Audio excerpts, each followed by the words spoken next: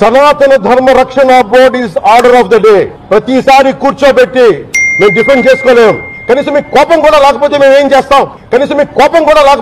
చేస్తాం? ఆంధ్ర అనే భావన లేదు ఆంధ్ర వాళ్ళకి. ఎప్పుడు ఆంధ్ర భావన వస్తుందో తెలియదు. నా కులం ప్రాతిపాదిక సరే కొంతకాలం వరకు జరిగింది. 2019 తర్వాత కులం కూడా పోయింది. ఇప్పుడు సొంత కులాన్ని కూడా వెనకేసుకురావట్లా.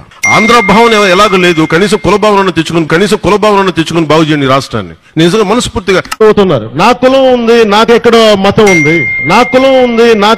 మతం ఉంది. నా కూతురు క్రిస్టియన్ అబ్బా, నా కూతురు తల్లి తన మతాచారం ప్రకారం నా కూతుర్ని రష్యన్ ఆర్థడాక్స్ చర్చ్ లో బాప్టైజ్ చేస్తానంటే సంతోషంగా చేయించమని. మా నాన్న ఎలాంటి వాడంటే, మా నాయనమ్మ దీపారాధన వెలిగిస్తే దీపారాధనలో సిగరెట్ వెలిగించిన దేవుడు లేడు దెయ్యం లేదనే వ్యక్తి మా నాన్న. ఇది ఆడేది కొద్దిమంది రాజకీయ నాయకులు వాళ్ళు కూడా ఎక్కువ మంది ఆడేది కూడా హిందూ చెప్తున్నారు. అసలు ఇలాంటి గొడవలు పెట్టింది హిందూ నాయకులు తప్ప మిగతా నాయకులు చేయరు.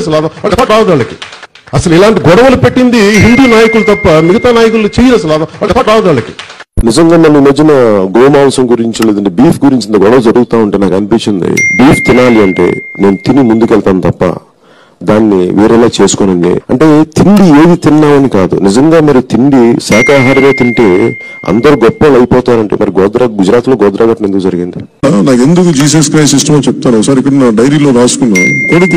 నా పెద్ద కొడుకు పడిపోయాడు. వాడు ఇంత వయసు పడిపోతే వాడు మోకాళ్ళకి రక్తం వచ్చింది. ప్రస్తుతం నాకు మోకాళ్ళు నొప్పి వచ్చేసినాయి. నాకు అప్పుడు నాకు గుర్తొచ్చింది మేరీ మాత గుర్తొచ్చింది.